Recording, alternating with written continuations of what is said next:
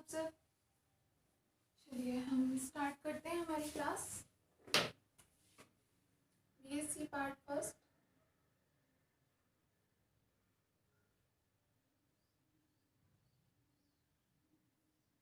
Mechanics.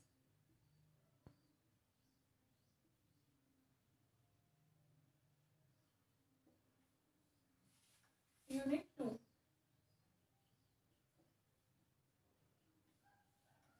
Unit second. आज से हम मैकेनिक्स की हमारी सेकेंड यूनिट स्टार्ट करेंगे। फर्स्ट यूनिट में कोई प्रॉब्लम तो नहीं है आप लोगों को? न्यूमेरिकल्स वगैरह सब आपने करके देख लिए? जो भी टॉपिक्स करवाए थे सबको एक बार रिवाइज कर लिया? ठीक है। अब फर्स्ट यूनिट से तो हमने क्या क्या सीखा? हमारा मैकेनिक्स का हमने एक तरीके से यांत्रिकी की बेसिक सीखी कि हम कोई भी निर्देश तंत्र कैसे बनाते हैं या उसमें कण की गति हम कैसे देखेंगे, उसका त्वरण वगैरह अलग अलग चीज़ें, कॉरियोलिस बल देखा हमने, उसके अलावा स्थितिज ऊर्जा वगैरह। तो काफ़ी सारे अलग अलग हमने जो भी टर्म्स है वो सब पढ़ा। ठीक। अब आज हम स्टार्ट करेंगे हमारी सेकेंड यूनिट। बुक के हिसाब से आपके सेकेंड यूनिट में चैप्टर नंबर 5 और 6।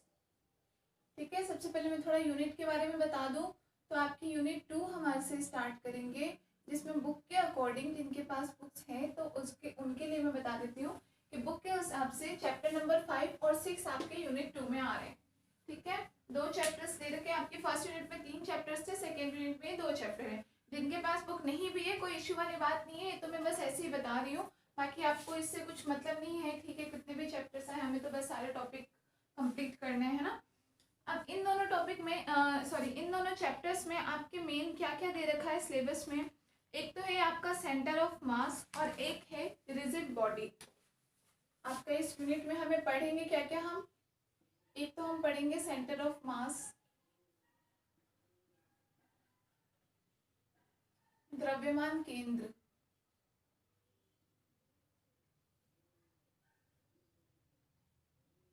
द्रव्यमान केंद्र जो हमारा चैप्टर नंबर 5 है। ठीक है। दूसरा हम पढ़ेंगे रिजिड बॉडी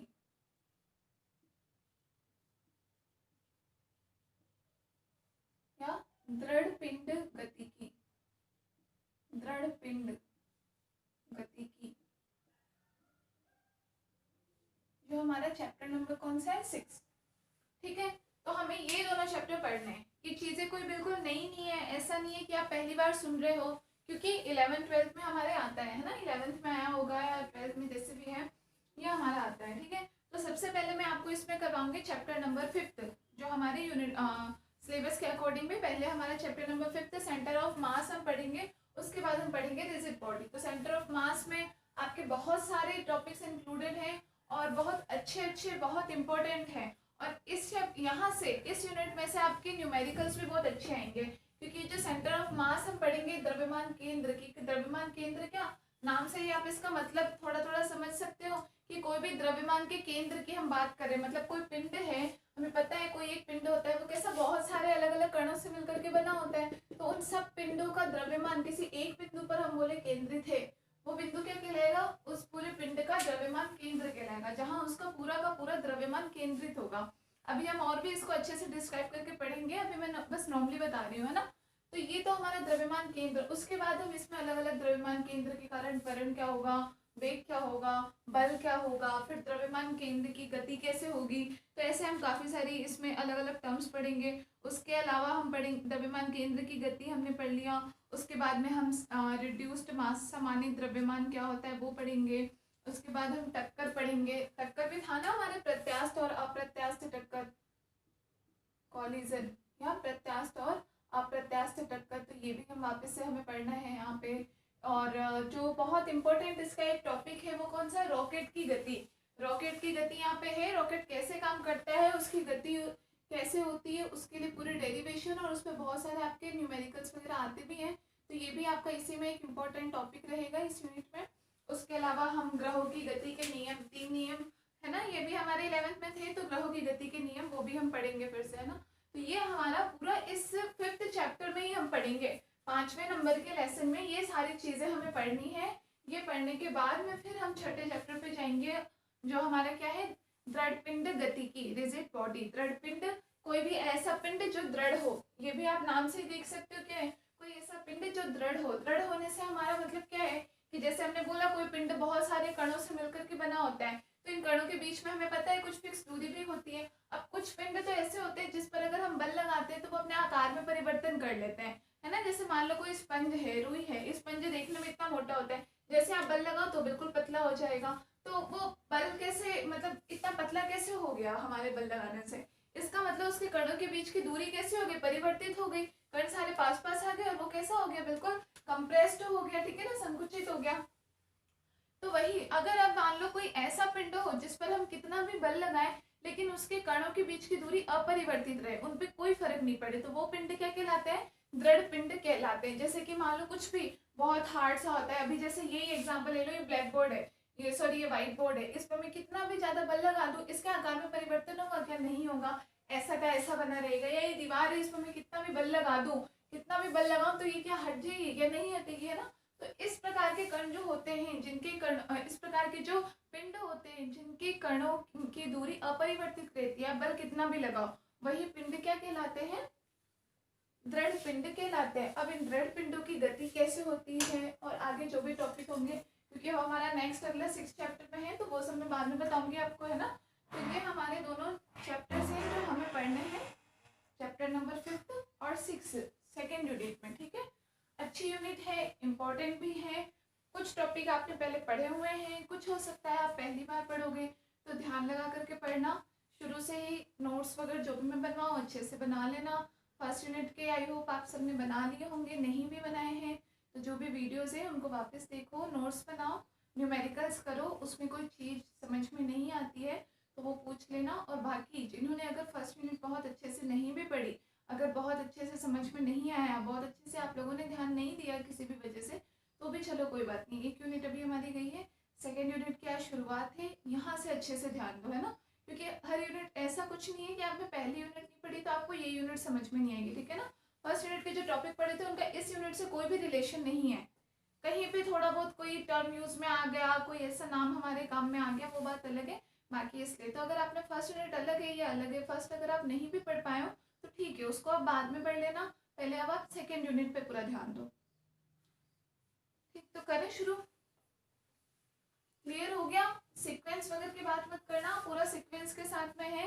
यूनिट 2 करवा रही हूँ, मैंने आपको चैप्टर नंबर बता दिए हैं बुक के अकॉर्डिंग, जो बुक देख करके भी पढ़ रहे हो तो बुक के हिसाब से आपका चैप्टर नंबर 5 और 6 है। अभी हम चैप्टर नंबर 5 लेंगे जो हमारा कौन सा है, द्रव्यमान केंद्र, ठीक है। और उसके एक एक टॉपिक हम लेते जाएंगे, क्या क्या पढ़ेंगे मोटे मोटे तौर पे मैंने आप लोग को बता ही दिया है, बाकी जैसे जैसे करते जाएंगे आप लोग को समझ में आता ही जाएगा, है ना।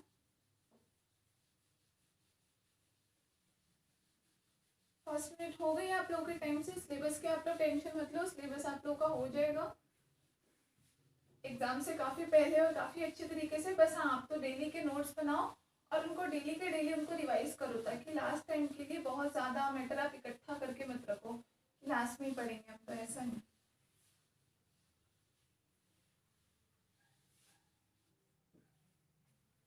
तो सबसे पहले तो हम बात करते हैं द्रव्यमान केंद्र क्या है, ठीक है। द्रव्यमान केंद्र, या उससे भी पहले हम रिजिड बॉडी, दृढ़ पिंड गति की, दृढ़ पिंड हम पढ़ेंगे तो अगले चैप्टर में, 6 चैप्टर में। लेकिन क्योंकि यहाँ पे भी उसका नाम यूज में आएगा ही, दोनों एक यूनिट में है, दोनों चीजें एक दूसरे से रिलेटेड है, तो सबसे पहले तो आप दृढ़ पिंड की परिभाषा लिखो, नोटबुक निकालो, उसमें लिखो सबसे पहले दृढ़ पिंड क्या होते हैं। दृढ़ पिंड,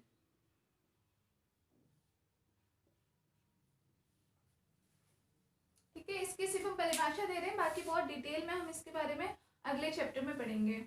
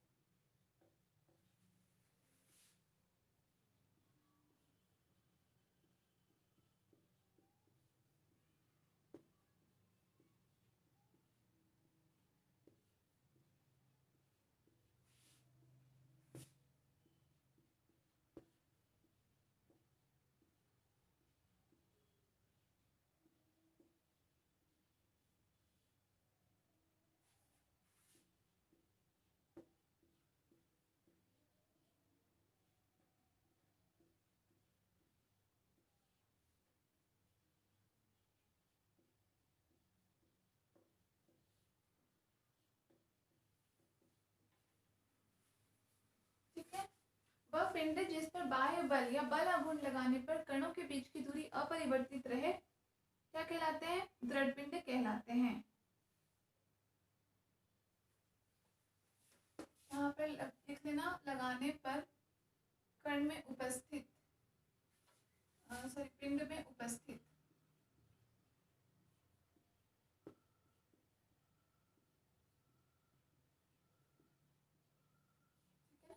जिस पर बाह्य बल या बल आघूर्ण लगाने पर पिंड में उपस्थित कणों के बीच की दूरी अपरिवर्तित रहे वो क्या कहलाते हैं? दृढ़ पिंड कहलाते हैं।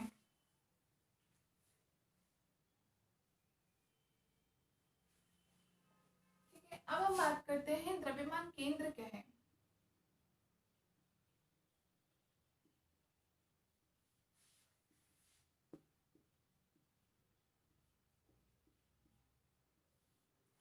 द्रव्यमान केंद्र, तो अभी जैसा मैंने आपको बताया था कि वो बिंदु होता है जिस पर पिंड के सभी कणों के द्रव्यमान को केंद्रित माना जाता है। ठीक है ना, तो इसकी डेफिनेशन क्या होगी?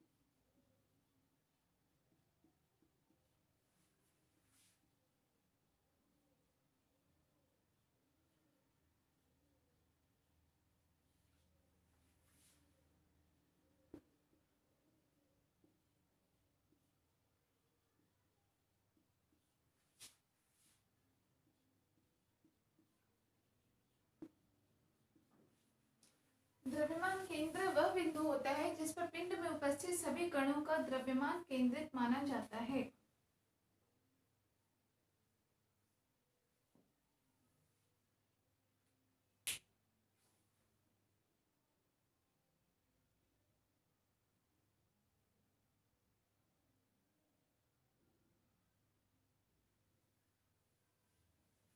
या फिर ये तो हमने एक नॉर्मल डेफिनेशन दी, हम मैथमेटिकली गणितीय रूप से द्रव्यमान केंद्र की क्या परिभाषा लिखते हैं, तो लिखो, या फिर और दूसरी डेफिनेशन भी लिख देना गणितीय रूप से।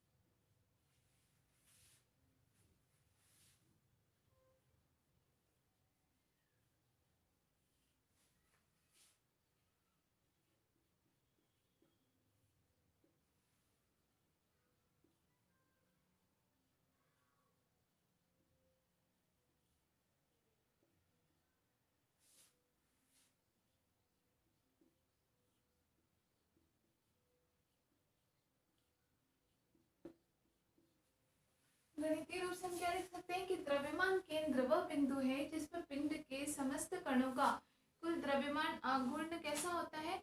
शून्य होता है। कुल द्रव्यमान आघूर्ण, द्रव्यमान आघूर्ण क्या होता है ये तो आप जानते ही होंगे। ठीक है, तो जिस पर कण के समस्त बलों का कुल द्रव्यमान आघूर्ण कैसा हो? शून्य हो, वह क्या कहलाता है? द्रव्यमान केंद्र।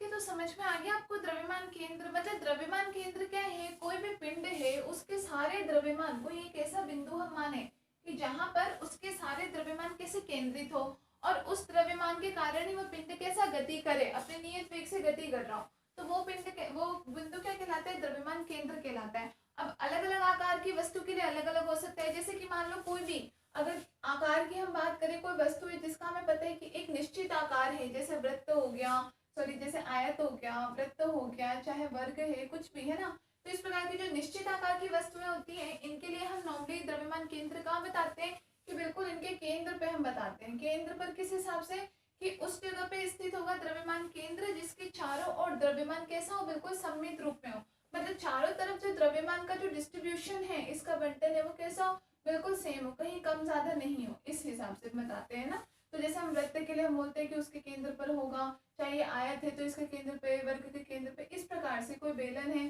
तो उसके अनुप्रस्थकाट क्षेत्रफल के हिसाब से, तो अलग अलग प्रकार के लिए। कोई अगर अनियमित ज्यामिति की वस्तु है जिसका आकार हमें पता नहीं है, कुछ भी अनियमित सा आकार है, तो डिपेंड करता है कि उसमें द्रव्यमान का डिस्ट्रीब्यूशन कैसे हो रखा है, द्रव्यमान कहाँ पर है। और नॉर्मली ऐसा हमेशा होता नहीं है, लेकिन ज्यादातर क्या माना जाता है कि द्रव्यमान केंद्र हमेशा उस स्थान पर होता है जहां पर द्रव्यमान का जो बंटन किया गया है वो कैसा हो, जहाँ पे ज्यादा हो, वहां हम नॉर्मली मानते हैं कि द्रव्यमान केंद्र उस स्थान पर सबसे ज्यादा हो सकता है।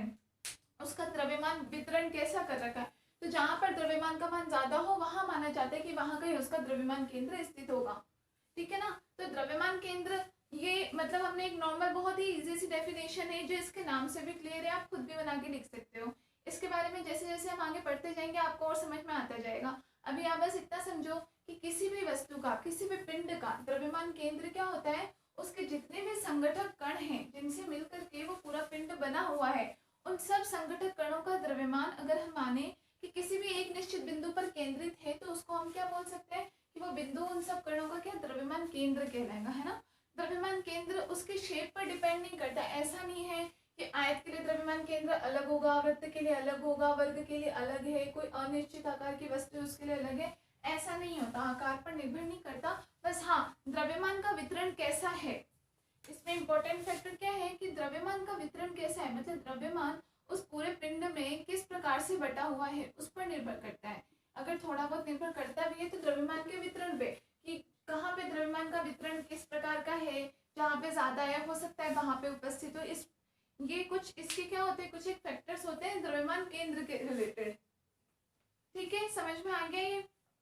अब इस द्रव्यमान केंद्र का मान अलग अलग पिंड की वस्तु के, अलग अलग पिंड के लिए अलग अलग प्रकार का हो सकता है। भाई कोई पिंड हो सकता है दो कण से मिलकर के बना हुआ हो, कोई पिंड हमने मान लिया दो कणों से मिलकर बना हो, कोई पिंड हमने मान लिया तीन कणों से मिलकर बना हो, कोई 5 कणों से मिलकर बना हो, और कोई हजारों कणों से मिलकर के बना हो, जिसको हम मान लो कोई ऐसे भी हो सकते हैं इतने सारे कणों के हम गिन नहीं सकते, तो हम मान लेते कि वहां पे कितने n कण उपस्थित है। तो ये अलग अलग कण के द्रव्यमान है, तो हमें देखना चाहते हैं कि क्या कणों की संख्या के साथ साथ द्रव्यमान केंद्र के मान में भी कोई परिवर्तन होगा क्या, या द्रव्यमान केंद्र वही का वही रहता है कणों की संख्या कितनी भी हो।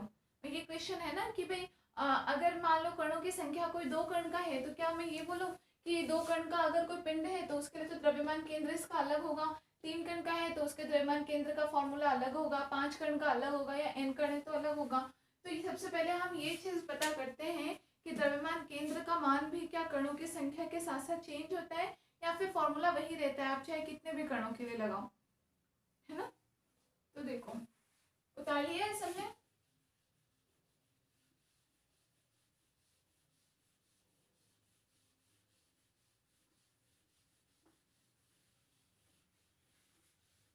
मैकेनिक्स आप लोगों के फर्स्ट ईयर में आती है और अच्छी इंटरेस्टिंग बुक है, क्यों, क्योंकि इसमें सारे टॉपिक बिल्कुल अलग अलग हैं।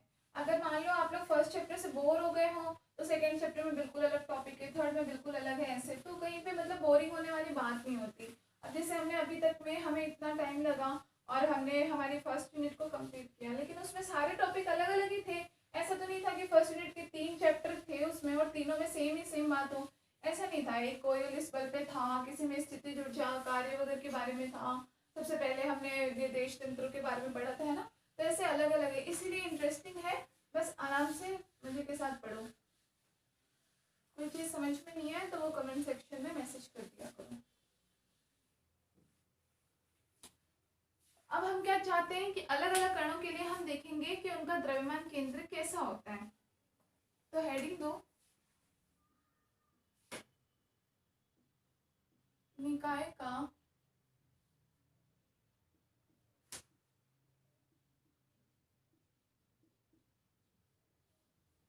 द्रव्यमान केंद्र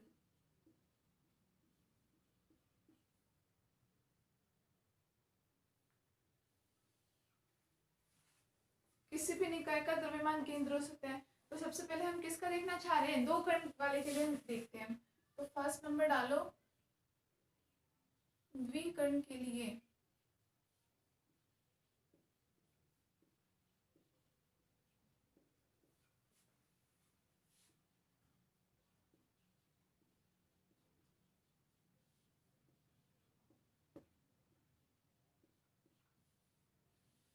द्विकण के लिए द्रव्यमान केंद्र, कोई दो कणों वाला पिंड है तो उसके लिए द्रव्यमान केंद्र कैसा होगा। ठीक है,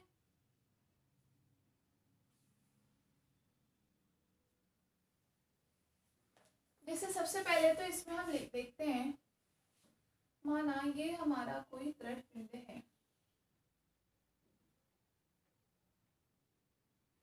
ठीक है, मान लिया। इसमें अगर हम अक्ष देखें तो ये हमने देखा ये हमारा एक्स अक्ष हो गया, ये वाई अक्ष हो गया, ये हमारा मूल बिंदु हो गया। ठीक है, अब हमें कैसा, हम मान रहे निकाय कैसा है, दो कणों का है। तो कोई भी दो कण, एक कण हमने ये ले लिया, एक कण हमने ये ले लिया। ठीक है, एक का द्रव्यमान मान लिया m1 और इसको कितना आएंगे m2। ठीक है, अब इस मूल बिंदु से इन दोनों का हम स्थिति सदिश देखें।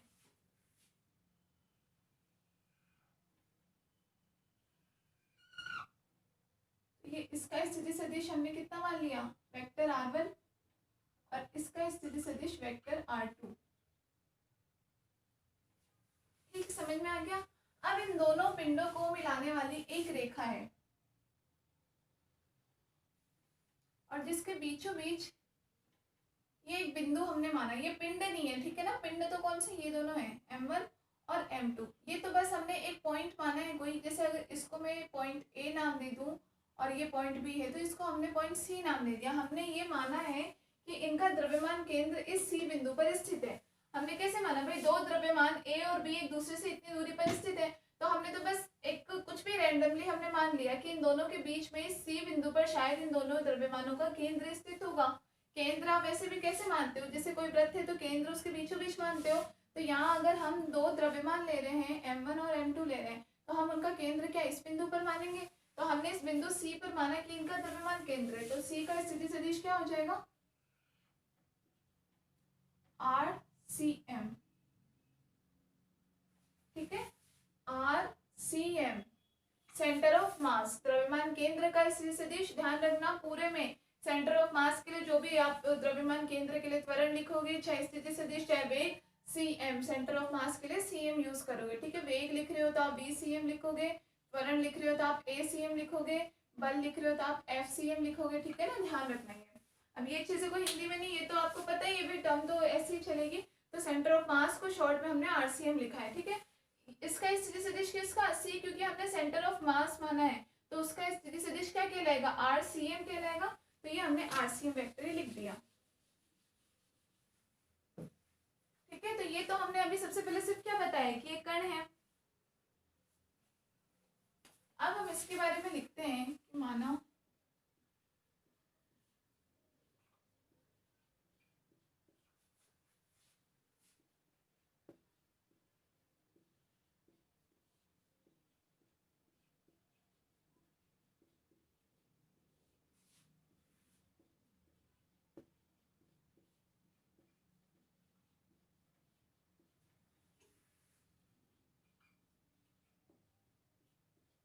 दो कण जिनका द्रव्यमान क्या है, m1 और m2 मान लिया। ठीक है, कहाँ स्थित है,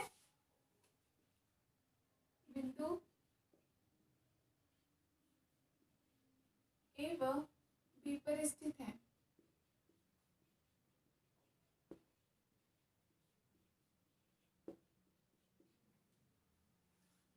अतः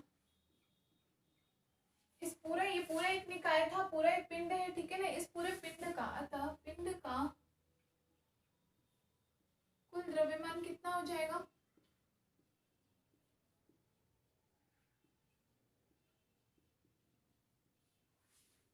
कैपिटल M बराबर M1 प्लस M2, समीकरण 1।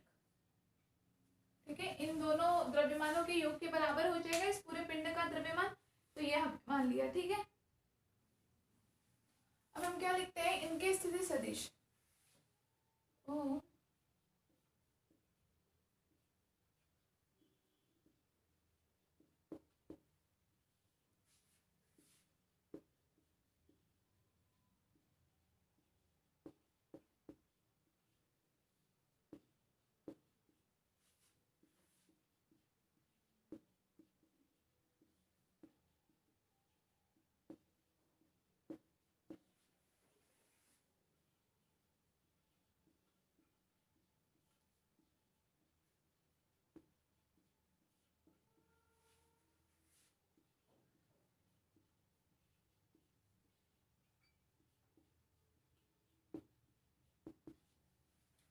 सदिश हमने इनके क्या मान लिए, वेक्टर R1 और वेक्टर R2 मान लिए। ठीक है,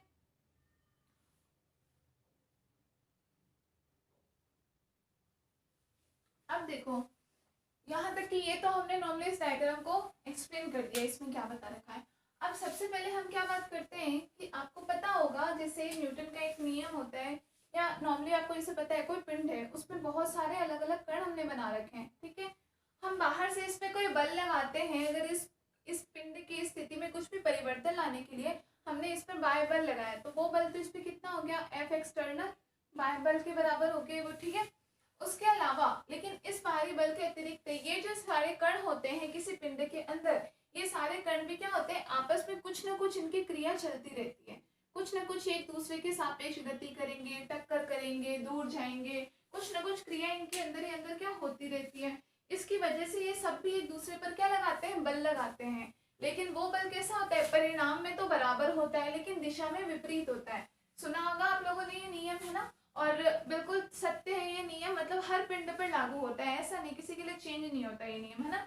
कैसा कि ये जो सारे के सारे पिंड हैं, ये सब पिंड एक दूसरे पर बल लगाएंगे तो वो सारा परिमाण में तो कैसा होगा, वो सारा जो भी बल लगाए वो बराबर होगा। मतलब चाहे ये इस पे बल लगा रहा हो, ये इस पे बल लगाए, ये इस पे बल लगाए, उनका जो अमाउंट होगा वो तो सेम होगा, उतने ही अमाउंट का बल ये सब एक दूसरे पर लगाएंगे। लेकिन हाँ, इनकी दिशा विपरीत हो सकती है, इनकी दिशा अलग अलग हो सकती है। कैसे हो सकता है, इसने इस दिशा में बल लगाया, ये इस पे इस दिशा में बल लगाएगा, तो इन सबकी जैसे दिशा विपरीत होती है ना। तो ये जो इन पे आपस में जो इनका अंदर ही अंदर बल लगता है, ये क्या होता है, ये इनका इंटरनल बल होता है, इनका आंतरिक बल होता है, इंटरनल फोर्स हम इसको कहते हैं। तो वो बल कितना होता है, F इंटरनल। ये दोनों मिला करके क्या होते हैं, कुल बल, किसी पिंड पर किसी निकाय पर लगने वाला कुल बल F external plus F internal के बराबर होता है। मतलब बाह्य बल और प्लस आंतरिक बल दोनों के बराबर होता है। ठीक है, ये टर्म मैंने आप लोगों को इसलिए बताई है क्योंकि आगे हम बहुत सारी जगह यही यूज करेंगे कि एक्सटर्नल बल कितना है और इंटरनल बल कितना है। तो एक्सटर्नल बल तो शायद आप सब समझ जाओगे कि बाह्य बल मतलब हम बाहर से जो लगा रहे हैं, इंटरनल बल क्या है ये समझाने के लिए, हो सकता है आपको पहले से पता हो, फिर भी मैं बता दे रही हूँ कि इंटरनल बल क्या होता है कि सारे पिंड के अंदर जितने भी कण उपस्थित होते हैं, जिन कणों से मिलकर के वो पिंड बना है, वो सब आपस में कुछ न कुछ अंतर क्रिया करते हैं और उसकी वजह से एक दूसरे पर बल लगाते हैं। उस बल का मान परिमाण में बराबर होता है लेकिन दिशा में वो कैसे होते हैं, विपरीत होते हैं। ठीक है, इसीलिए इनके द्वारा आंतरिक बल, जो टोटल जो आंतरिक बल लगाया जाता है ना, उसका कुल मान के साथ 0 हो जाता है, शून्य हो जाता है। क्यों? क्योंकि जैसे इसने इस पर बल लगाया मान लो 1 न्यूटन के बराबर, इसने भी इस पर बदले में 1 न्यूटन, मान तो बराबर ही रहेगा, परिणाम में तो हमने बोला बराबर है, लेकिन दिशा में विपरीत, तो इसके द्वारा इस पर लगाया गया बल माइनस का 1 न्यूटन, तो टोटल बल कैसा हो गया, 0 हो गया ना। ऐसे ये सारे एक दूसरे पे बिल्कुल बराबर अमाउंट में बल लगाते हैं लेकिन दिशा विपरीत होती है। इसीलिए कुल आंतरिक बल, किसी निकाय का जो कुल आंतरिक बल होता है वो हमेशा कैसा होता है, 0 होता है। F इंटरनल 0 होता है। ठीक है, इसको लिखना नहीं, अभी मैं लिखवाऊंगी वैसे। अब यहाँ हम क्या मानेंगे, यहाँ भी सेम। अब यहाँ आपके पास दो कण है, M1 और M2 है। ठीक है, हम बाह्य बल तो हम कुछ ना कुछ इस पे लगाएंगे, इस पूरे पिंड पर। तो मानो F1 पे अगर हमने मान लिया कि हमारे द्वारा जो लगाए गए बाह्य बल है वो हमने मान लिया F1 डैश के बराबर है। ठीक है, लेकिन ये तो हमारे द्वारा लगाया गया बल जो M1 पे लग रहा है, लेकिन ये M2 भी इस M1 पर बल लगाएगा, ये आपको ध्यान रखना है ना। m2 भी क्या करेगा, इस m1 पर बल लगाएगा, बदले में m1 भी उतने ही अमाउंट का बल m2 पर लगाएगा, लेकिन इनकी दिशा कैसी होगी, आपस में विपरीत होगी, है ना। तो यहाँ देखो हमने क्या लिखा, माना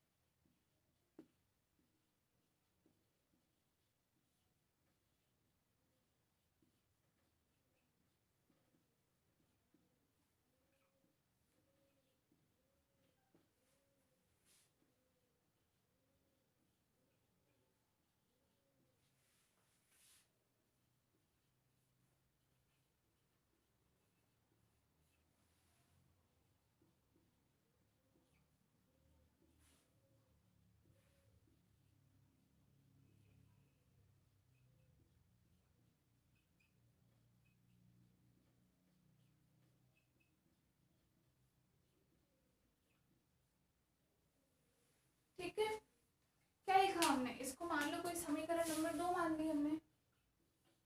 हमने ये माना कि द्रव्यमान m1 पर लगाया गया बाह्य बल हमने कितना मान लिया, F1 डबल डैश। अब हम इन दोनों अलग अलग पिंडों पे बात करते हैं।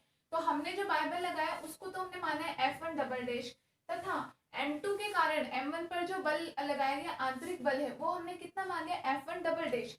कि बाह्य बल से तो उसका मान अलग होगा आंतरिक बल का मान, तो उसको हमने मान लिया F1 डबल डैश। तो m1 पर लगने वाला कुल बल कितना हो गया, m1 पर जो कुल बाह्य बल प्लस मैंने बताया था कुल बल बराबर F बराबर कितना होता है, F एक्सटर्नल के बराबर, एक्सटर्नल फोर्स कितना लग रहा है, प्लस F इंटरनल के बराबर, है ना। तो यहाँ से हमने क्या, एक्सटर्नल फोर्स हमारा कितना है F1 डैश और प्लस इंटरनल फोर्स है F1 डबल डैश। तो ये हो गया m1 पर लगाया गया कुल बल। लिख लो, इतना उतार लो पहले।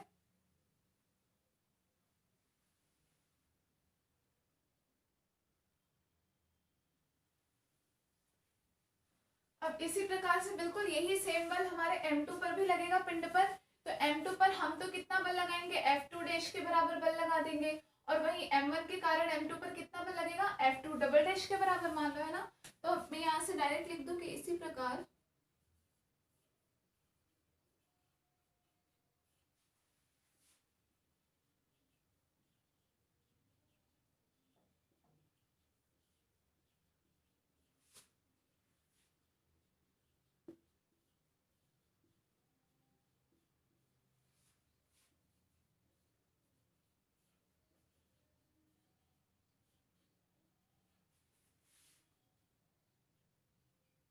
F2 वेक्टर बराबर कितना हो जाएगा, F2 dash plus F2 double dash,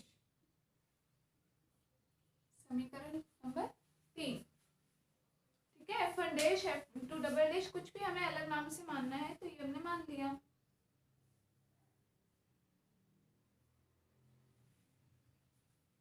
देख लिया, ऊपर का मिटा दो।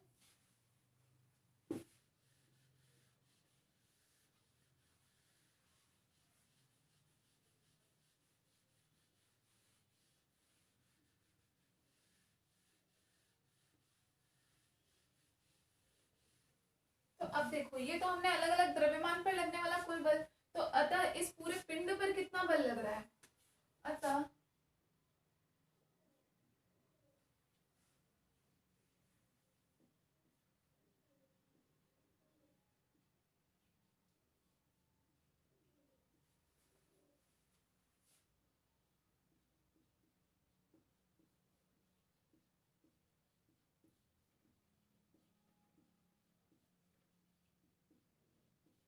कुल बल कितना हो जाएगा, वेक्टर F मान ले, वेक्टर F बराबर कितना, द्रव्यमान m1 पर कितना कुल बल है और द्रव्यमान m2 पर कितना बल है, दोनों के बराबर, तो मतलब कितना हो जाएगा, वेक्टर F1 प्लस वेक्टर समीकरण 1 और समीकरण 2 और 3 से इन दोनों का मान हम यहाँ रख दें तो हमें क्या मिल जाएगा, ये तो हो गया f1 dash plus f1 double dash plus f2 का मान कितना हो जाएगा, f2 dash plus f2 double dash. ठीक है, या इसे हम इस प्रकार से भी लिख सकते हैं f1 dash plus f2 dash, ये कुल लगाया गया बाहुबल हो गया हमारे पास, plus f1 double dash plus f2 double dash, ये हमारा लगाया गया कणों का कुल आंतरिक बल हो गया, m1 पर लगने वाला कुल आंतरिक बल और f2 पर लगने वाला कुल आंतरिक बल। ठीक है, वेक्टर f बराबर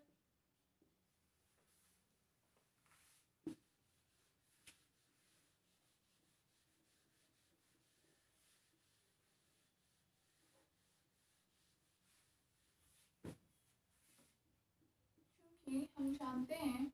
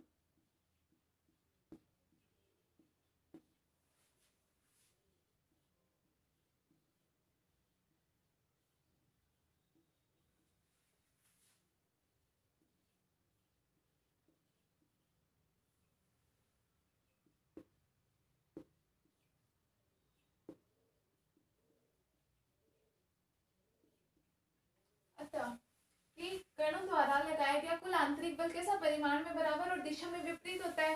मतलब हम क्या कह सकते हैं कि ये जो लगाया गया f1 डबल डैश है ये बराबर ही होगा f2 डबल डैश के, लेकिन दिशा में कैसे विपरीत, माइनस के बराबर। तो ये मान अगर हम यहाँ रखें तो हमारे पास क्या मिल जाएगा, f1 dash f1 double dash और माइनस का आप इसको लिख सकते हो f1 डबल डैश, इसका मान कितना हो जाएगा 0।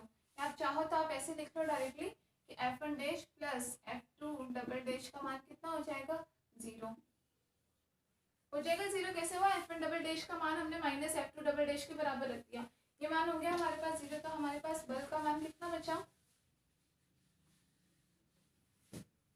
अतः वेक्टर f बराबर f1 dash plus f2 dash,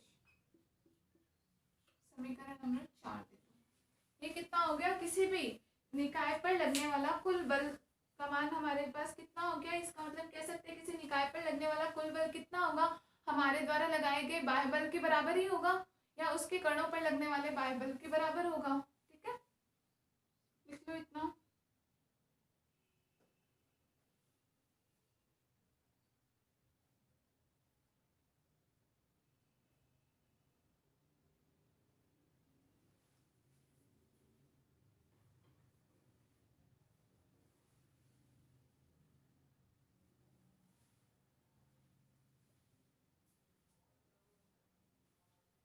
अब यहाँ से हम इन बलों को किस प्रकार लिख सकते हैं,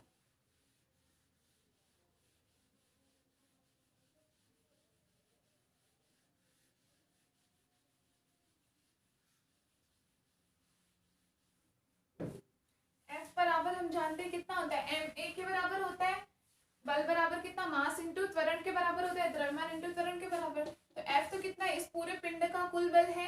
F कितना है, F तो इस पूरे पिंड पर लगने वाला कुल बल है, मतलब इसका मान कितना होगा, इस पूरे पिंड का द्रव्यमान और इंटू में त्वरण। तो पूरे पिंड का द्रव्यमान समीकरण 1 से हमने लिखा था m1 प्लस m2 बराबर कितना था, कैपिटल M के बराबर। ठीक है ना, वहां से ध्यान होगा, फिर भी मैं बता देती हूँ, है ना। ये लगने वाला कैसा, पूरे निकाय पर लगने वाला कुल बल है। f1 एंड f2 डैश है कि m1 m2 पर लगने वाले बल के बराबर है। तो F बराबर हम लिख सकते हैं capital M A centre of mass, समीकरण 4 से, है ना। लिखते हैं यहाँ समीकरण 4 से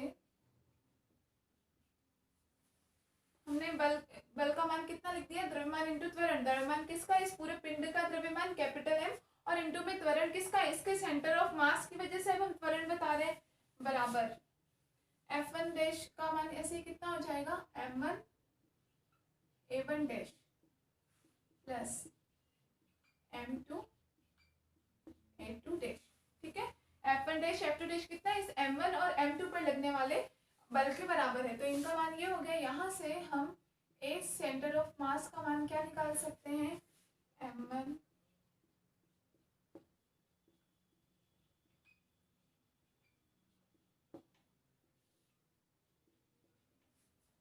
या हम इसको लिख सकते हैं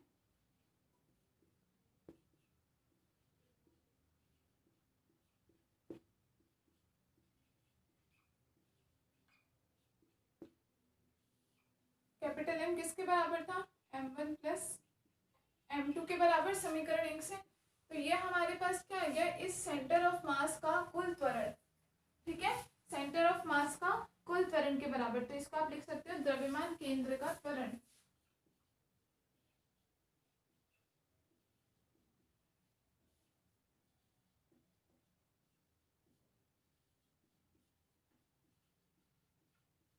द्रव्यमान केंद्र का त्वरण त्वरण समीकरण नंबर 5।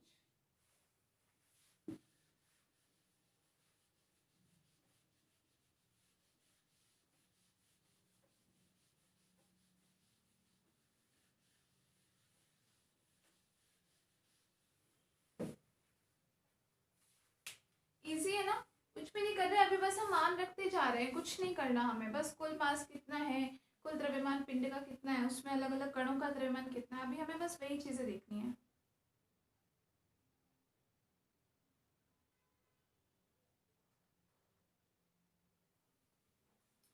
अब देखो, त्वरण हमारे पास क्या होता है, समय के सापेक्ष वेग में परिवर्तन की दर को ही हम त्वरण कहते हैं। ठीक है ना, ए बराबर कितना होता है, dv बटे dt, कि समय के सापेक्ष वेग में परिवर्तन की दर। तो यहाँ हम क्या लिख सकते हैं, इसे ए को अगर हम लिखें dv सेंटर ऑफ मास का वेग बटे dt बराबर कितना हो जाएगा, m1। a1 को फिर हम क्या लिख सकते हैं, dv1 बटे dt प्लस m2 हम लिख सकते हैं dv2 बटे dt।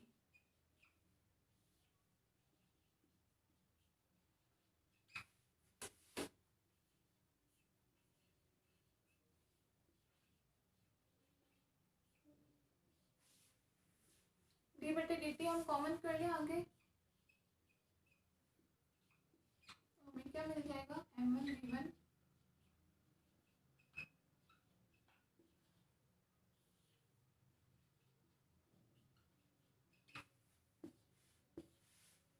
यहाँ से हमारे पास b सेंटर ऑफ मास का मान कितना आ गया,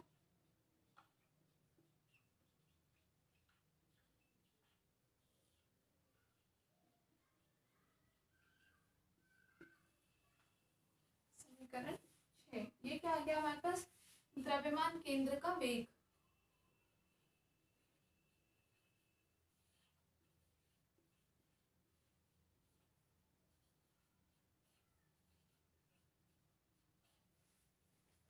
तो कितना इजी है, हमने बल निकाला, बल से F को ma लिख करके हमने यहाँ से त्वरण निकाल दिया, एक को हम dv बटे dt लिख सकते हैं, तो वहां से हमने वेग निकाल लिया है ना। तो ये सब हमारे पास द्रव्यमान केंद्र के अलग अलग मान आते जा रहे हैं, बता लो इतना।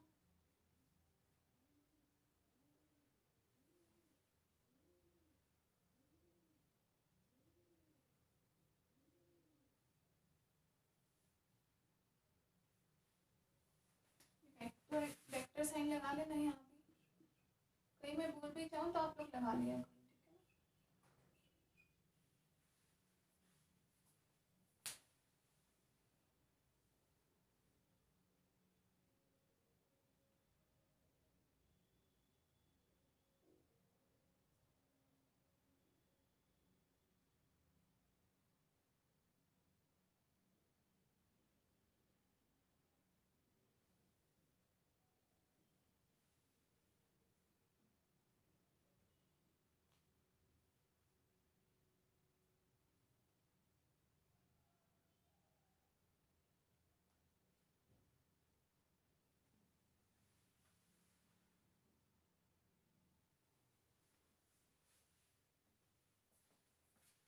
अब यहीं से हम आगे की तरफ चलेंगे।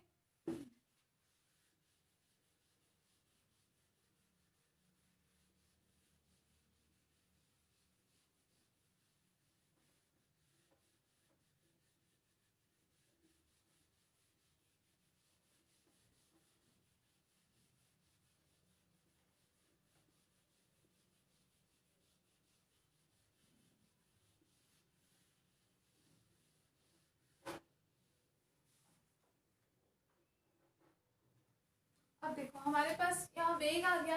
अब वेग बराबर क्या होता है, स्थिति सदिश में परिवर्तन के बराबर ही तो होता है वेग।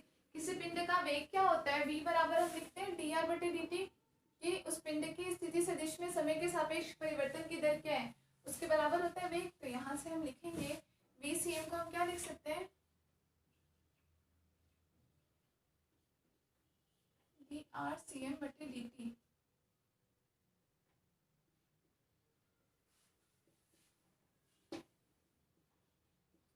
m1 v1 को हम क्या लिख सकते हैं, dr1 बटे dt प्लस m2 dr2 बटे dt।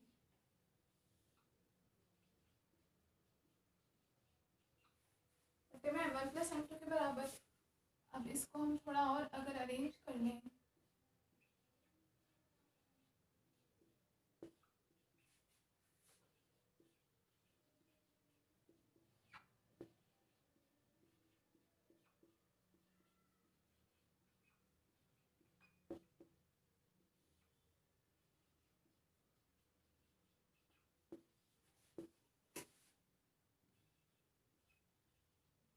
RCM मतलब इस पूरे सेंटर ऑफ मास द्रव्यमान केंद्र का इस सदिश हमारे पास क्या है, RCM बराबर कितना आ जाएगा, m1r1 प्लस m2r2 बटे m1 प्लस m2 के बराबर। ये है सबसे मेन, बाकी चीजें भी इंपॉर्टेंट है लेकिन ये स्थिति सदिश, ये स्थिति बता रहा है उस द्रव्यमान केंद्र के इस स्थिति सदिश को प्रदर्शित कर रहा है कि r सेंटर ऑफ मास कितना आएगा, m1r1 प्लस m2r2 बटे m1 प्लस m2 के बराबर। इसको हम कभी कैपिटल RCM से भी व्यक्त कर सकते हैं, कैपिटल RCM भी आप इसको लिख सकते हो, ठीक है। ये आपके पास आ गया इस द्रव्यमान केंद्र का स्थिति सदिश। समीकरण नंबर 7 क्या प्रदर्शित कर रहे हैं, ये द्रव्यमान केंद्र का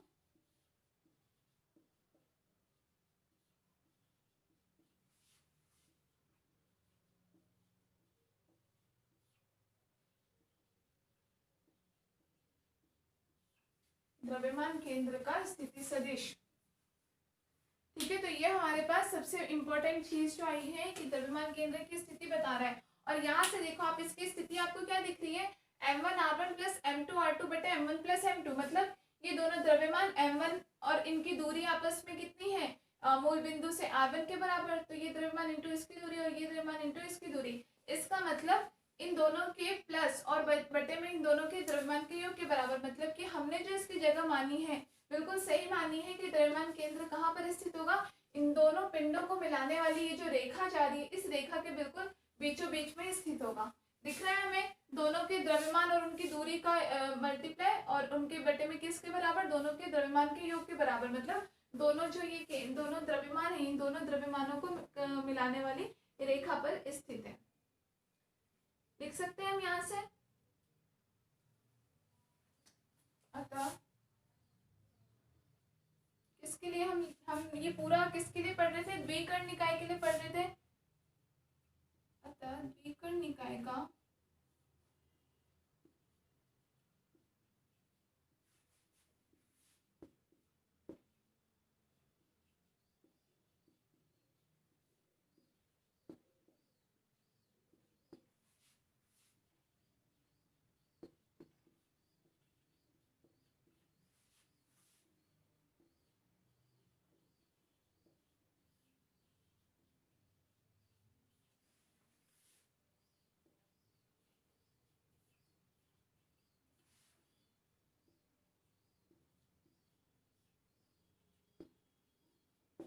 रेखा पर स्थित है, उतार लो। तो यहाँ से आपको बेसिक समझ में आ गया द्रव्यमान केंद्र द्विकर्णों के लिए किस प्रकार हमने निकाला। ठीक है, उन दोनों कणों को मिलाने वाली रेखा के बीचों बीच हमने बताया कि या फिर उस रेखा पर, जरूरी नहीं है बिल्कुल बीचों बीच हो, कहीं भी स्थित हो सकता है, लेकिन ये है कि इस रेखा पर स्थित होगा। ठीक है ना, केंद्र का मतलब ये नहीं बिल्कुल ही केंद्र पर स्थित हो सकता है एक के थोड़े ज्यादा पास हो, एक से थोड़ा ज्यादा दूर हो, लेकिन उस रेखा पर ही स्थित होगा। और इसके लिए त्वरण और वेग और या फिर इन पर लगने वाला कुल बल, इनकी भी गणना हमने कर ली।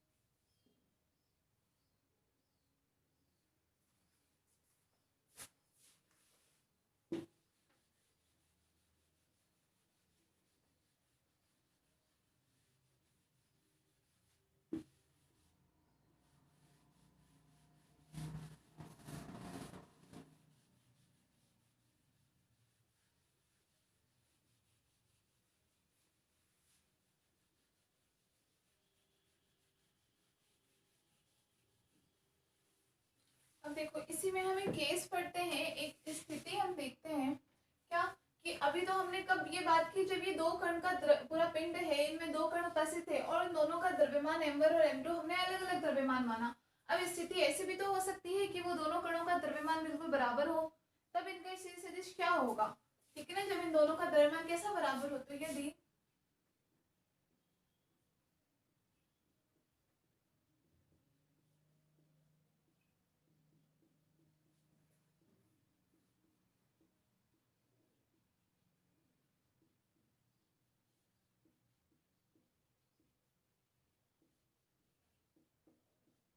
समान हो, समान कैसा कि m1 बराबर m2 हो, इसको हम कोई द्रव्यमान कैपिटल M के बराबर मान लेते हैं कि माना इन दोनों का द्रव्यमान बराबर कितना होता, M के कैपिटल M के बराबर होता, तब इस स्थिति सदिश क्या होता,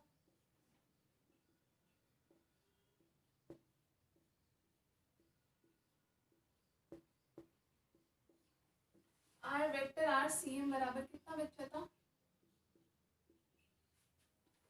M1 की जगह कैपिटल M R1 वेक्टर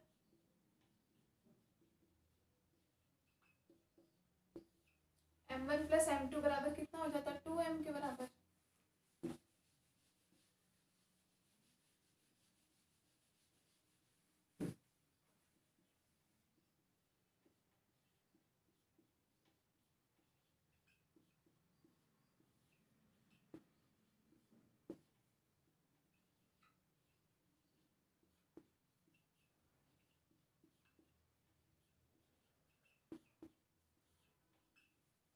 मतलब कि इनके कितने, इनके योग के जस्ट हाफ के बराबर हो जाता। अगर ये दोनों कणों का द्रव्यमान बराबर होता तो इस द्रव्यमान केंद्र का स्थिति सदिश क्या होता, इन दोनों पिंडों के जो स्थिति सदिश है उनके योग के बिल्कुल आधे के बराबर हो जाता। ठीक है ना, तो ये कंडीशन कभी कभी पूछ ली जाती है किसी क्वेश्चन में भी, तो ध्यान रखना और लिख लो।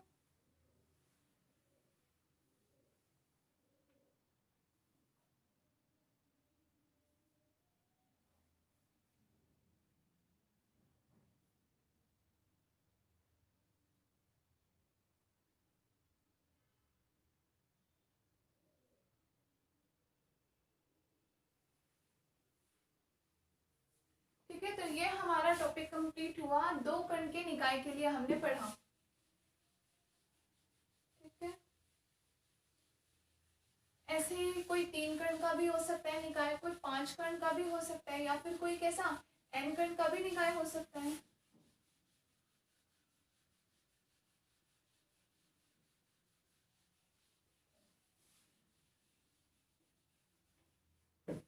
अब आप नेक्स्ट दूसरा नंबर डालो, n कणों के निकाय के लिए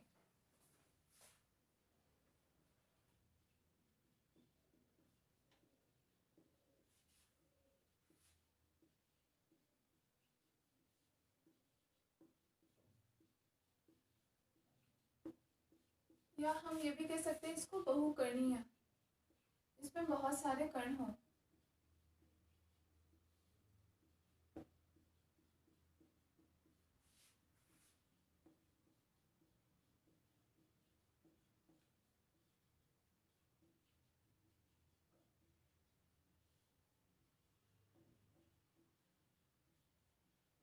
द्रव्यमान केंद्र।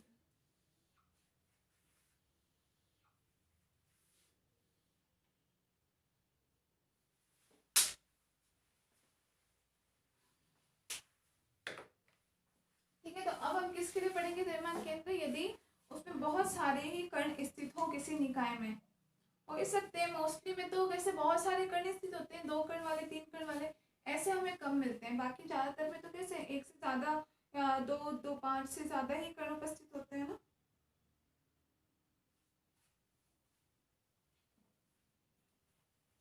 अब हम यहाँ मानते हैं ये कोई निकाय हमने लिया।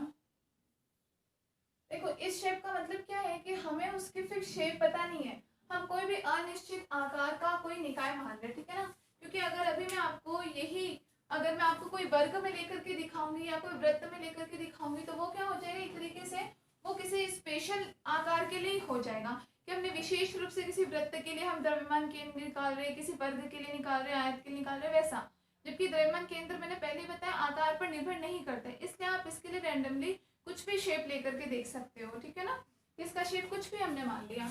अब यहाँ हमने इसके अंदर अगर हम पिंड का अक्ष माने एक्स अक्ष, ये वाई अक्ष और ये मूल बिंदु, अब यहाँ n कण उपस्थित है।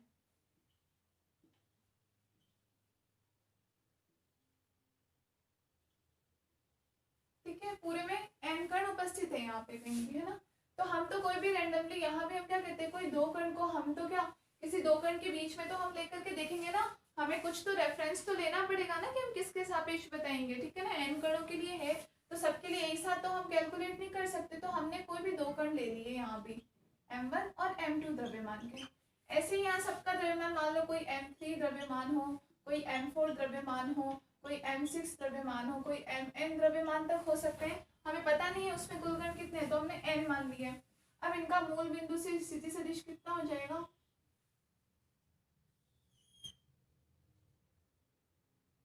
r1 वेक्टर, इसका r2 वेक्टर और ये इनको मिलाने वाली रेखा, इसको हमने क्या माना है, इनका द्रव्यमान केंद्र है। इसका इसी सदिश क्या हो जाएगा, RCM वेक्टर।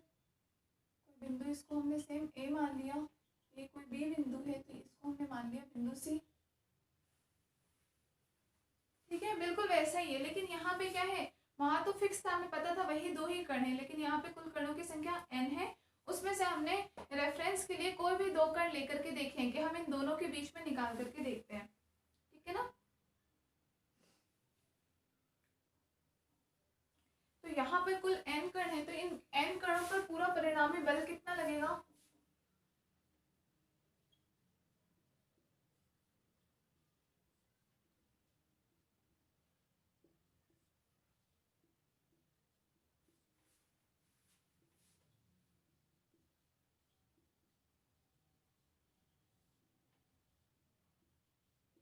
n कणों पर लगने वाला परिणामी बल।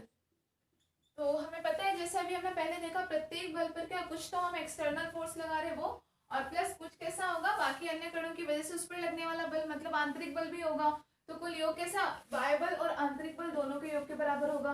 फिर हमें पता है हम वही सारा जैसे हमने किया था, इसलिए मैं यहाँ पे डायरेक्टली शॉर्ट में कर रही हूँ कि जैसे हम एक एक कण के लिए बताएंगे कि इस पर मान लो F1 पे हमने मान लिया कि बाह्य बल लगा है F डैश, फिर आंतरिक बल लग रहा है F1 डबल डैश के बराबर, फिर ऐसे ही F2 के लिए हो जाएगा F2 dash plus F2 double dash हो जाएगा, फिर n कणों के लग जाएगा। अभी F1 double dash, F2 double dash, Fn double dash, ये तो कैसे आंतरिक बल है।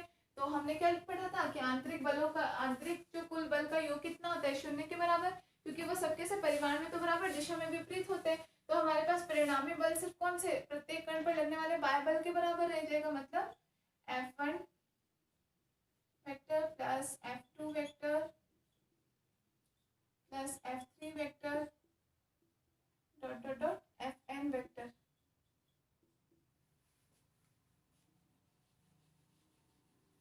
समझ में आ गया। यहाँ हमने सीधे लिख दिया क्योंकि हम n कण के लिए एक एक के लिए हम लिखे उसका कोई मतलब नहीं है, तो हमने सीधे मान लिया कि n कण है और प्रत्येक का परिणामी बल किसके लगाए गए बाह्य बल के बराबर ही रहा था। आंतरिक बल का तो कुल योग 0 के बराबर हो ही गया था, है ना। तो यहाँ से तो अब हम बल को किस रूप में लिख सकते हैं, कैपिटल M। इन सारे बलों का योग कुल योग कितना कैपिटल M के बराबर मान लिया हमने। यहाँ कैपिटल M बराबर कितना है, m1 plus m2 plus m3 dot dot dot mn के बराबर इस पूरे पिंड का कुल द्रव्यमान है जो इसके सभी कणों के द्रव्यमान के योग के बराबर है, कैपिटल M। ठीक है, m a centre of mass बराबर कितना बच जाएगा, m1 a1 वेक्टर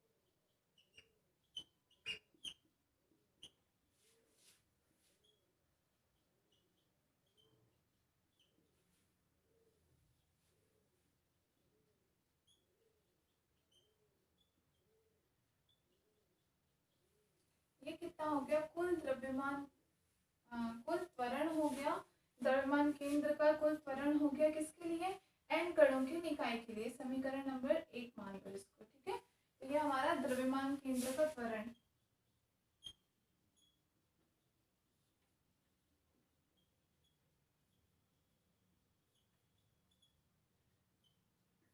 द्रव्यमान केंद्र का कुल त्वरण आ गया n कणों के निकाय के लिए।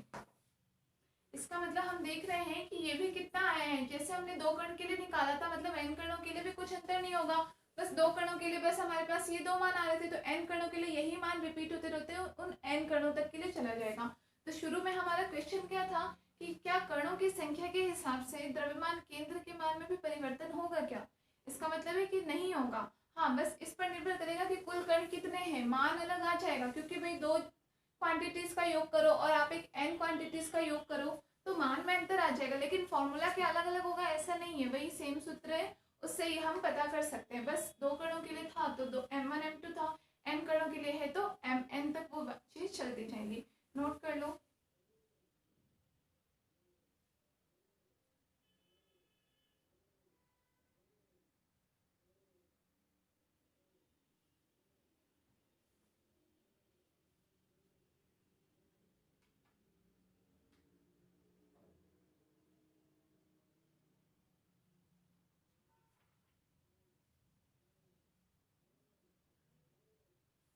अब इसी प्रकार a को हम फिर किस रूप में लिख लेंगे, वेग में परिवर्तन के रूप में।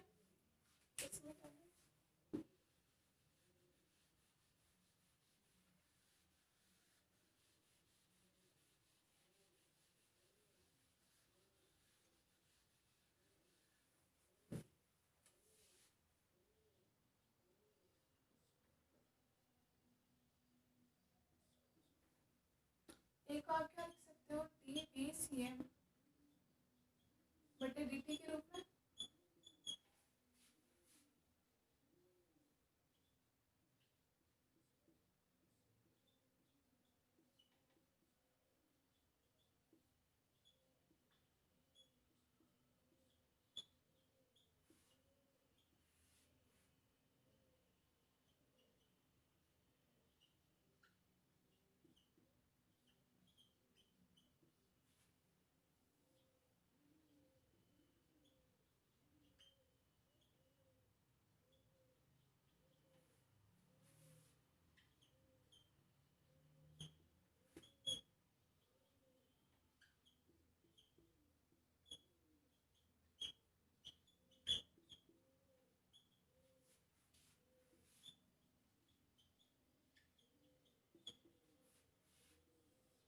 ये हमारे पास क्या आ गया, n कणों के लिए उनके निर्देश तंत्र के लिए या n कणों के निकाय के लिए कुल द्रव्यमान केंद्र का कुल वेग।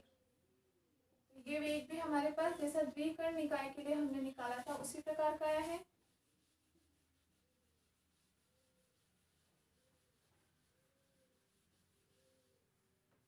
समीकरण नंबर 2 मान लो, क्या आ गया हमारे पास,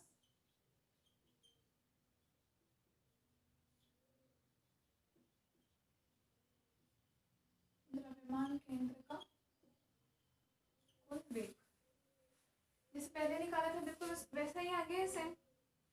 अब यहाँ से वेग से हम क्या स्थिति सदिश का मान निकाल सकते हैं।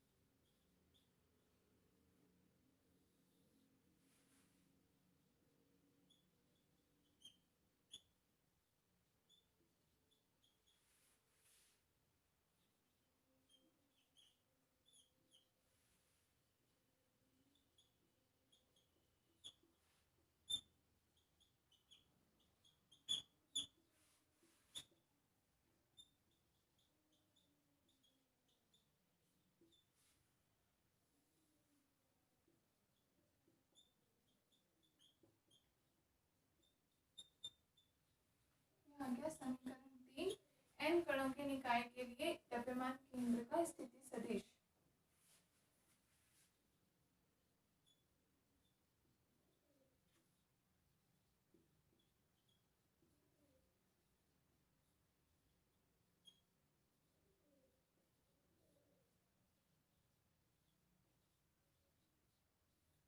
द्रव्यमान केंद्र का स्थिति सदिश का मान।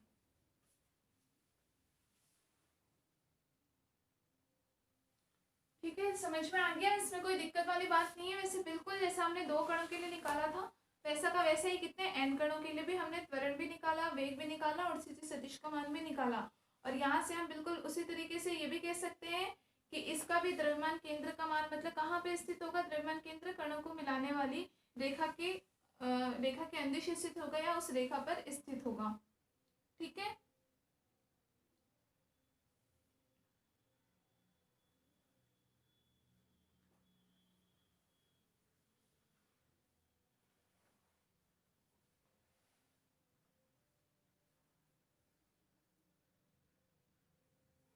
अब यहाँ से इस स्थिति सदिश को हम एक और रूप में लिख सकते हैं। क्या है वो,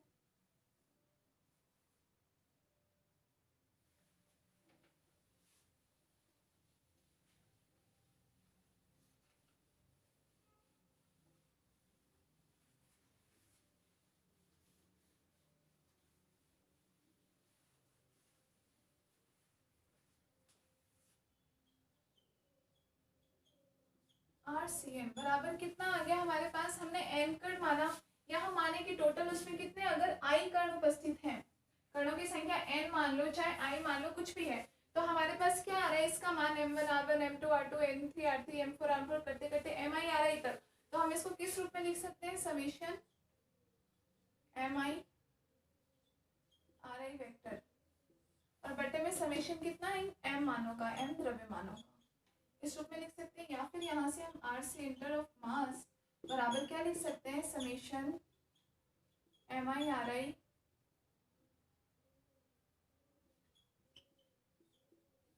बटे में इन सारे द्रव्यमानों का योग कितना है, कुल योग कैपिटल M के बराबर। यह आपके पास आ जाएगा स्थिति सदिश का मान, समीकरण नंबर 4 लिख लो। ठीक है, शॉर्ट रूप में आप इस तरीके से लिख सकते हो, जहाँ पे समेशन कितना है, i बराबर 1 से लेकर के n तक, मतलब i का मान कितना होगा 1 से लेकर के और n कणों तक के लिए इन सबका योग m1 r1 m2 r2 m3 r3 इन सबके योग के बराबर हो जाएगा। इस स्थिति सदिश का मान। ठीक है, अच्छा एक बात बताओ, जैसे ये एक चिन्ह तो होता है ये समेशन का, एक चिन्ह होता है समाकलन का। समाकलन का मतलब भी एक तरीके से योग ही होता है, समेशन का मतलब भी योग ही होता है। तो हम समेशन कहाँ यूज में लेते हैं और समाकलन कहाँ पे यूज में लेते हैं, बता सकते हो? ये आप लोग मुझे कमेंट सेक्शन में बताना, जिसको भी पता हो वो मुझे एक बार इसका आंसर देना। जिसको पता हो कि समेशन और या फिर समाकलन दोनों का मतलब तो योग ही है, तो हम इन दोनों को क्या अलग अलग जगह यूज में लेते हैं या फिर एक ही जगह हम कुछ भी लिख सकते हैं? क्या मतलब होता है इन दोनों का, इन दोनों में अंतर क्या है? अगर दोनों योग ही है तो हमने ये दो चिन्ह अलग अलग चिन्ह क्यों बनाए? ठीक है ना, तो इसका आंसर मुझे आप लोग कमेंट सेक्शन में लिख के बताना। उसके बाद सही होगा तो वेरी गुड, गलत होगा तो भी कोई बात नहीं, मैं बताऊंगी।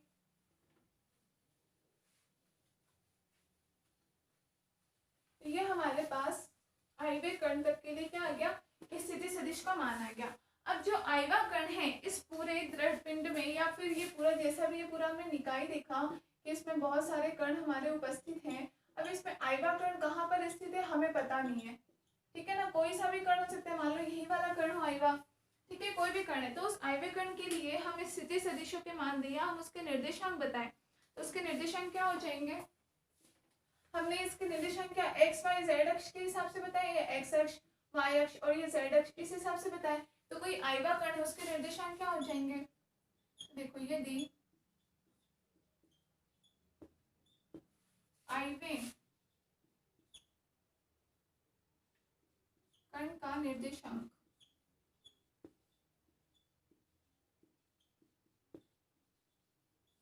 क्या मान लेते हैं हम कि एक्स आई वाई आई और जेड आई हो, ठीक है ना, एक्स आई वाई आई या जेड आई हम कुछ भी निर्देशांक मान सकते हैं।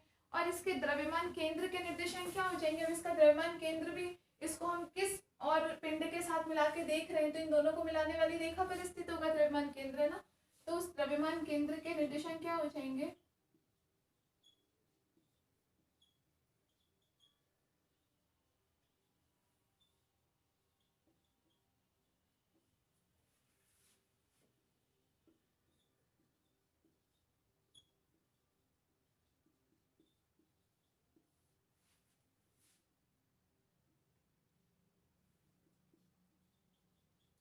X C M, Y C M और जेड सी एम।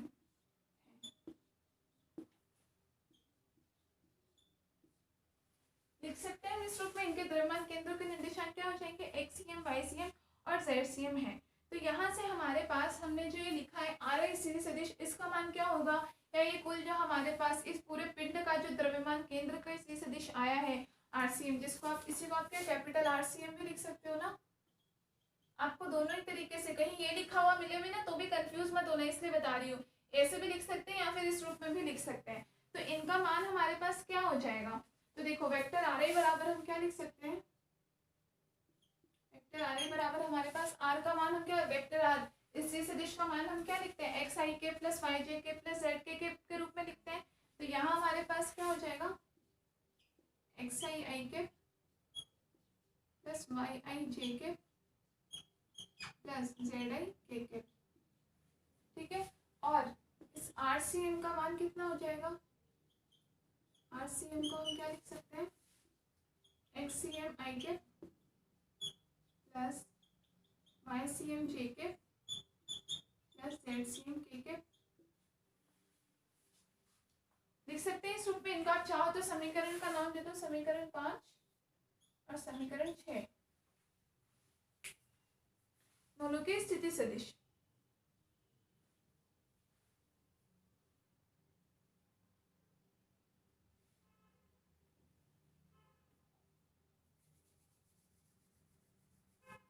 तो यहाँ से इन दोनों के मान हम समीकरण 4 में रखें तो हमें क्या मिल जाएगा? समीकरण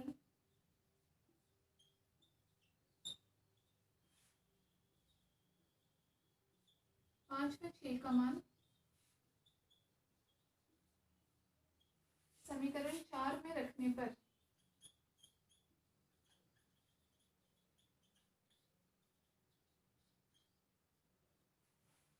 समीकरण 4 में रखने पर क्या मिल जाएगा? देखो RCM का मान कितना हुआ, XCM आई के प्लस YCM जे के प्लस ZCM के, ठीक है, बराबर समेशन MI। द्रव्यमान तो सबका है ही आई, RI का मान किसके बराबर हम लिख सकते हैं, XI के प्लस के बटे में कैपिटल M या summation.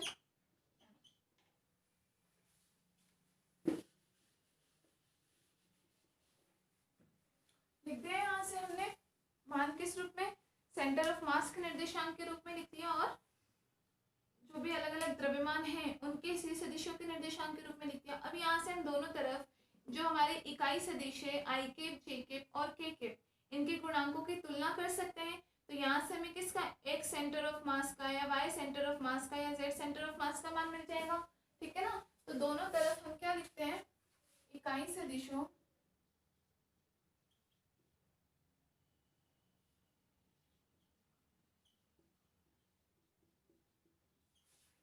I cap, J cap व K केप के गुणांकों की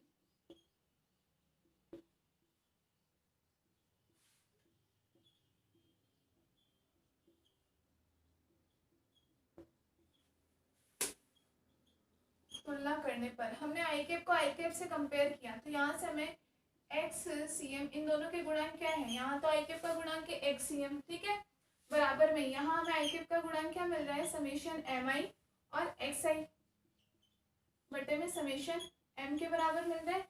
इसका मतलब हम इसको कुछ इस तरीके से लिख सकते हैं,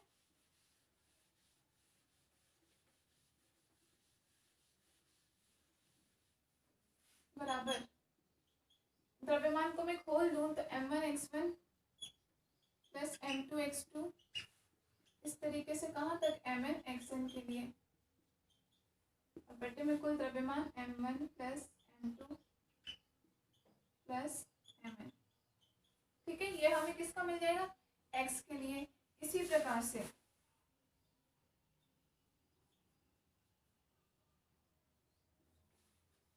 y का मान कितना मिल जाएगा, y सेंटर ऑफ मास, जब हम जेकेब को कंपेयर करेंगे तो YCM का मान हमें कितना मिल जाएगा, समेशन MI बाय I बटे में समेशन M के बराबर, ठीक है।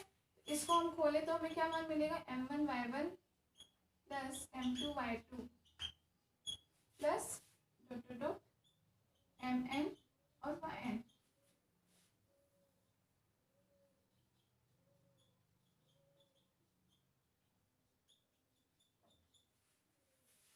और Z सेंटर ऑफ मास का मान कितना हो जाएगा,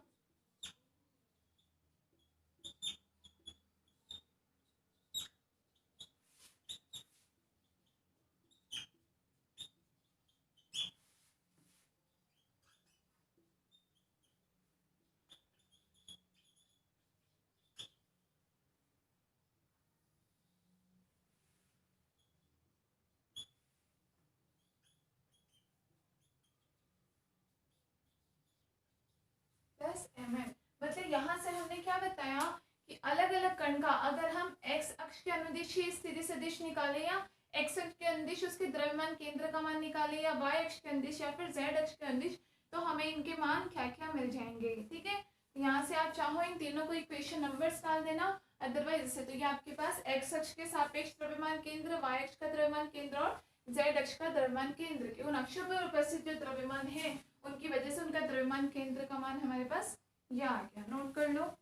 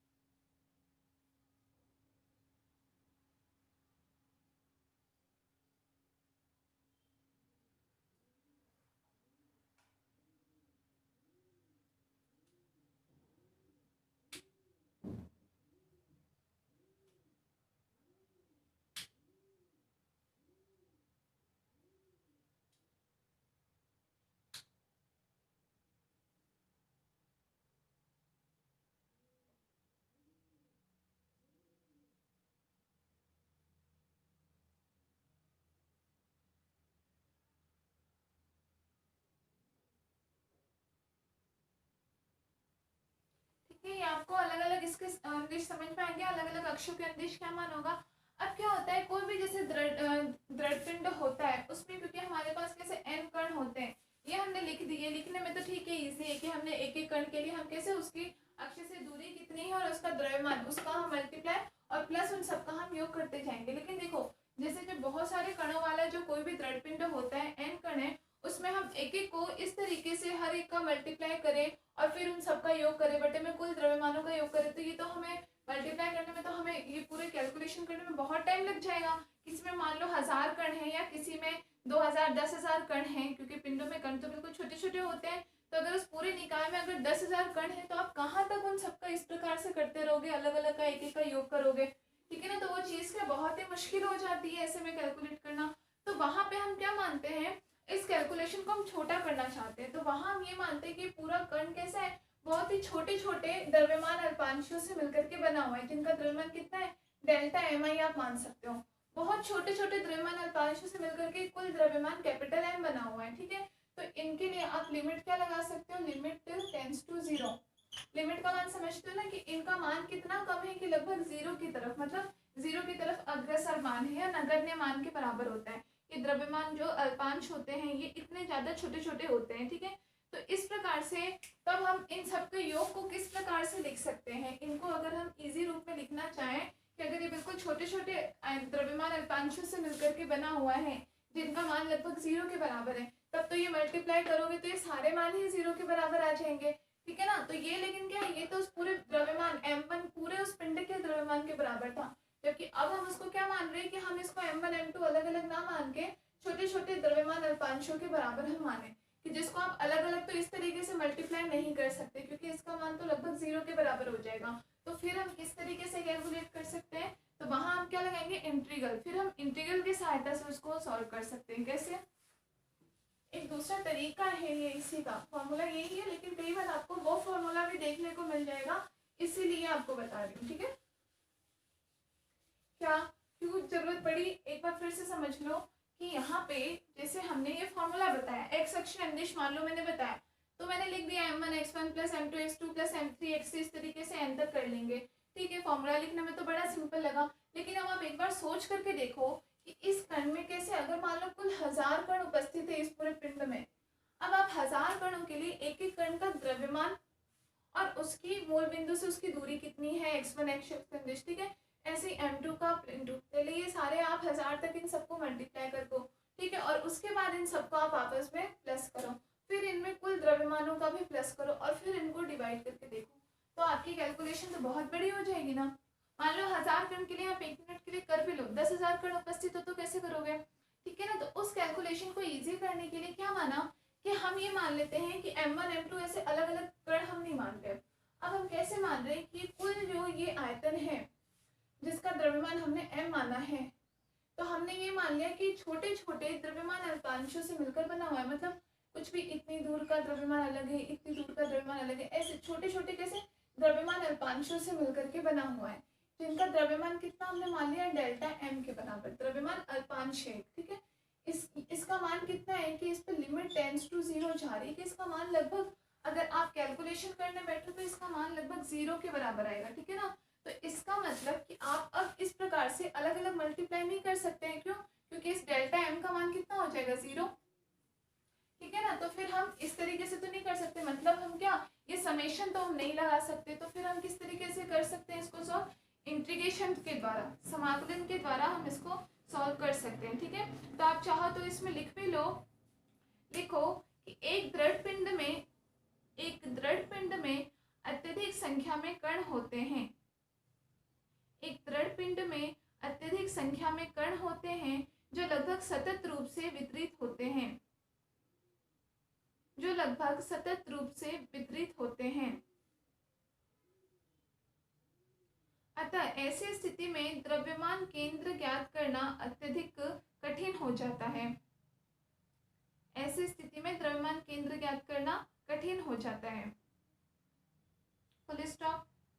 यदि पिंड को बहुत ही छोटे द्रव्यमान अल्पांशों, यदि पिंड को बहुत ही छोटे द्रव्यमान अल्पांशों डेल्टा एम आई,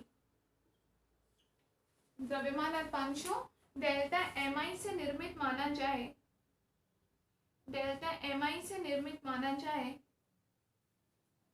तथा जब यह अल्पांश अत्यल्प हो जाए, जब यह अल्पांश बहुत कम हो जाए, लिखो जब यह अल्पांश बहुत कम हो जाए, बहुत कम हो जाए, अर्थात सीमा जो है इसकी लिमिट कितनी हो जाए, टेंस टू 0 हो जाए, अर्थात सीमा limit tends to delta M I, या सीमा डेल्टा एम आई कितने टेंस टू 0 हो जाए,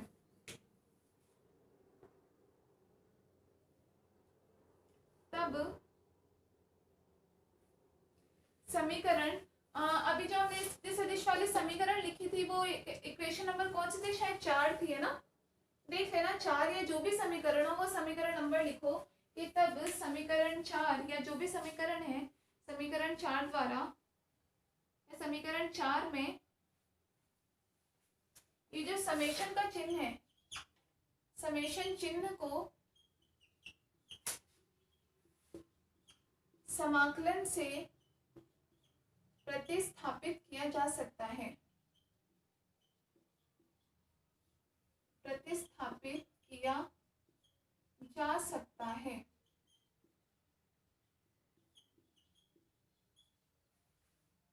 समेशन चिन्ह को समाकलन से प्रतिस्थापित किया जा सकता है।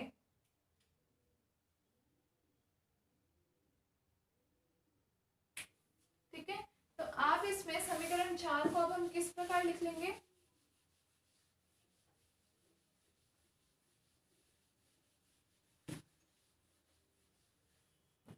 तो हमारे पास स्थिति सदिश वेक्टर आर सी एम क्या आ जाएगा, बराबर लिमिट लगा लेना delta M I tends to 0, ठीक है। समेशन में एम आई की जगह हम क्या लिख लेंगे, डेल्टा एम आई इंटू में आर आई, और बटे में कितना, समेशन एम आई, ठीक है। तो यहाँ से हम इसको क्या लिख सकते हैं, इसकी लिमिट कितनी लगा दी हमने, टेंस टू 0, और ये सारे आयतन अल्पांश बहुत ही छोटे छोटे हो गए, तो हमारे पास कुल मान कितना हो जाएगा, कुल द्रव्यमानों का 1/m।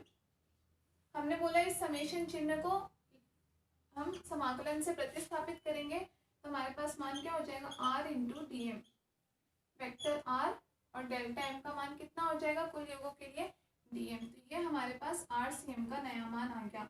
तो इस स्थिति सदिश का मतलब मान आप इस रूप में भी लिख सकते हो, और इस रूप में कैसे आया वो मैंने बताया है, ठीक है। इतनी ज़्यादा आपको थ्योरी याद करने की ज़रूरत नहीं है, नहीं हो सकता है एग्जाम में पूछेगा भी नहीं, लेकिन अगर कभी आपको इस स्थिति सदिश का ही फॉर्मूला इस रूप में मिल जाए तो आप कंफ्यूज ना हो कि भाई मैम ने तो समेशन वाला करवाया था, ये कहाँ से आ गया, इस वजह से मैंने बता दिया है, फॉर्मूला इस रूप में भी आता है, ठीक है। तो लिख लो इसी तरीके से XCM जैसे हमने पढ़ा था उसका मान कितना हो जाएगा, 1/m x इंटू डीएम के बराबर कुल द्रव्यमानों का योग किसके, x अक्ष के अनुदिश हो जाएगा, ठीक है ना। ऐसे YCM बराबर 1/m capital Y into DM, या फिर ZCM बराबर 1/कैपिटल M इंटू में ZDM, ठीक है। तो ये सेंटर ऑफ मास का मान समाकलन के रूप में, समाकलन के रूप में हमने क्यों ज्ञात किया, किस तरीके से ज्ञात किया, आपको समझ में आ गया ना, ठीक है। तो ये निर्देशांक रूप में इन सबके मान हो गए। आप चाहो तो इन सबको ये तीनों एक समीकरण का नाम दे देना, अदरवाइज नहीं। बहुत ज्यादा मैं फिर बोलूंगी इस चीज को, ये जो हमने पहले तक का पार्ट पढ़ा, ठीक है, ये जो भी हमने पार्ट पढ़ा है कि कब हम इनको आयतन अल्पांशों के रूप में मानेंगे, बहुत ज्यादा आपको इसकी इतनी थ्योरी या ये चीज पूरी ध्यान रखने की जरूरत नहीं है, लेकिन फॉर्मूला कई बार हम इस रूप में भी लिखते हैं, और आगे कैलकुलेशन में हम फॉर्मूले इस रूप में ही लिखेंगे। क्यों, कैलकुलेशन करने में आपके लिए ज्यादा इजी क्या पड़ता है, समाकलन करना ही ज्यादा इजी पड़ता है ना। आप समेशन इतने टर्म्स का कर सकते हो क्या, बहुत टाइम लगेगा, इसीलिए आगे हम कैलकुलेशन में भी यही फॉर्मूला यूज में लेंगे, इसलिए मैंने ये फॉर्मूला लिखा है, ठीक है। तो ये आपका आज हमने क्या किया, द्रव्यमान केंद्र के बारे में हमने ऊपर ऊपर की चीजें पढ़ी है ना, ऊपर ऊपर की चीजें भी क्या है, या फिर द्रव्यमान केंद्र हम 2 कणों के लिए कैसे निकाल सकते हैं, n कणों के लिए कैसे निकालते हैं, ये सब कुछ हमने पढ़ा है। कल हम इससे आगे का डिस्कस करेंगे, ठीक है। तो आज की क्लास में बस इतना ही, कल हम इसके आगे का टॉपिक द्रव्यमान केंद्र की गति कैसे होती है ये सब पढ़ेंगे। इतना पढ़ लेना, कुछ प्रॉब्लम हो तो कमेंट कमेंट सेक्शन में मैसेज कर देना। और हाँ, इसका आंसर जिनको भी पता हो देने की कोशिश ज़रूर करना, क्या कि समेशन और इंटीग्रेशन इन दोनों में क्या डिफरेंस होता है। बहुत छोटी सी चीज़ है, लेकिन मैं बस ठीक है जनरली पूछ रही हूँ, क्योंकि देखते हैं आप लोगों को कितनों को पता है ना। ठीक है, तो अभी क्लास में बस इतना ही। Thank you.